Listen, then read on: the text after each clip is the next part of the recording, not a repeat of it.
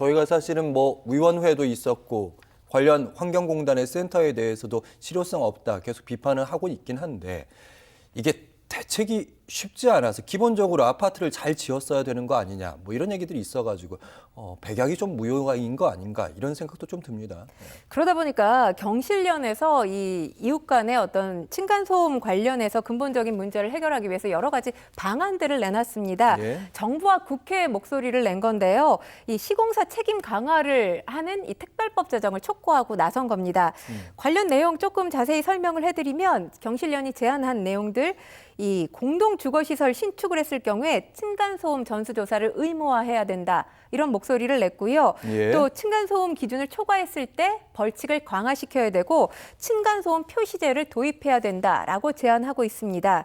또 시공사가 이 신축 공동주거시설에 대해서 바닥 충격음 측정 등을 이행하지 않거나 실측치가 기준치를 초과했을 경우에 준공검사를 지자체 등 관련 단체들이 불허해야 된다 이런 목소리를 냈습니다. 근데 사실 준공검사를 불허하게 되면 입주 예정자들 같은 경우는 상당히 혼란스러울 수밖에 없잖아요. 경제적인 피해를 입을 수밖에 없습니다. 지금 경실련에서 목소리를 낸 건 이 경제적인 손실에 대해서도 시공사가 부담을 해야 된다 이렇게 목소리를 냈고요. 또 아파트 등의 분양 과정에 있어서 바닥 충격급 수치를 표시하는 걸 의무화해야 된다. 이런 목소리도 냈습니다. 이 층간소음 실측이 가능한 상황에서 입주자를 모집할 수 있도록 바꿔야 된다는 거죠. 지금 같은 경우는 사실 아파트가 어떻게 지어졌는지 아파트 완공되는 모습을 전혀 보지 않은 상태에서 분양이 이루어지고 있잖아요. 네. 그러니까 이 제도 자체를 고쳐야 된다라는 취지의 목소리인 것 같습니다. 사실 우리나라가 2020년 조사한 결과를 보면 우리나라 국민의 약 78%가 아파트를 비롯한 이 공동주택에 거주하고 있는 상황입니다. 주택 가격이 천정부지로 치솟은 게 어제 오늘의 일이 아니죠. 다른 건 차치하고라도 층간소음 문제에서만큼 과연 그 값을 제대로 하고 있는지 이런 생각이 드는데요. 이 경실련이 낸 성명, 공동주택에 거주하고 있는 분들이라면 아마 지금 이 시간 다 고개 끄덕이면서 보지 않으셨을까 이런 생각이 듭니다. 층간소음 문제가 개개인의 문제가 아니라 이제 개인의 문제를 넘어서 우리 사회에 심각한 문제로 대두되고 있는 만큼 경실련에 대한 제안에 대해서 정치권 그리고 정부가 제대로 된 해결책, 답을 내놔야 되지 않을까라는 생각이 듭니다. 답을 내놔야 된다. 네, 다 이게 보니까 이 경실련 대책도 신축 아니면 이제 시공사 책임 강화인데 또 분양가 상승으로 이어진다고 할 거고 아까 말씀하신 대로 입주 늦어지면 또 입주민들이 좀 난리 나고 어떻게 될지 그래서 만약에 이제 층간소음이 발생하게 된다면 그럼 일단 뭐 사회적인 대책 말고요.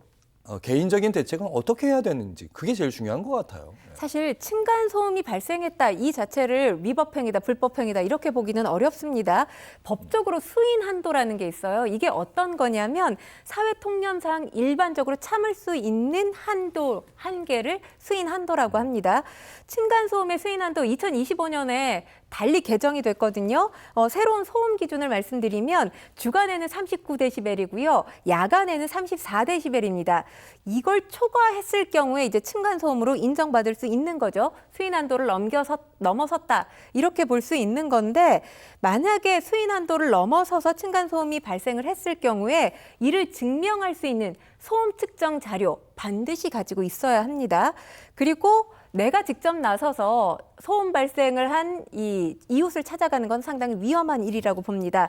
이 공동주택 관리주체에게 관련 사안을 분명하게 이야기를 하고요. 소음 차단 조치 정도를 권고할 수 있도록 이렇게 요청하는 그런 이 순서를 거쳐야 합니다. 그리고 중요한 게 직접 찾아가서 항의를 하거나 아니면 나도 보복소음 할 거야, 나도 똑같이 할 거야 이럴 경우 상당히 문제가 생길 수 있습니다. 왜냐하면 최초로 층간소음 피해를 입은 가구가 형사처벌될 수도 있고요. 그리고 위자료를 물어줘야 할 가능성도 있습니다. 그런데 관리주체에게 이렇게 전달했음에도 불구하고 여전히 나는 층간소음 피해자야 라고 했을 경우에는 경찰에 신고를 하거나 아니면 정신적 고통에 대한 위자료를 청구할 수 있는데요. 중요한 건 이 정신적 고통을 충분히 배상받을 수 있을 만큼의 위자료액이 산정되지 않는다는 겁니다. 그렇기 때문에 법적 권한이 부여된 기관 마련하는 게 저는 시급하다고 생각을 하고요. 그리고 또 한 가지 말씀을 드리자면 층간소음과 관련해서도 해결할 수 있는 골든타임이 따로 존재합니다. 6개월에서 1년 이내에 해결하는 게 좋은데요. 시간이 길어지다 보면 이웃 간의 감정의 골이 깊어질 가능성이 있는 거죠. 미루지 말고 이 기간 안에 반드시 해결할 수 있도록 노력을 하는 게 좋고요. 중요한 건 직접 대면하는 것 좋지 않습니다. 일단 쪽지나 메모 같은 비대면 방식이 감정 격화를 방지하는 데 효과적인 방법입니다. 쪽지 정중하게 적어서 작성을 해야 되고요. 내가 직접 전달해 줘야지 이건 뭐 대면이잖아요. 그렇기 때문에 관리사무소를 통해서 전달하는 게 효과적이라고 말씀드릴 수 있겠습니다.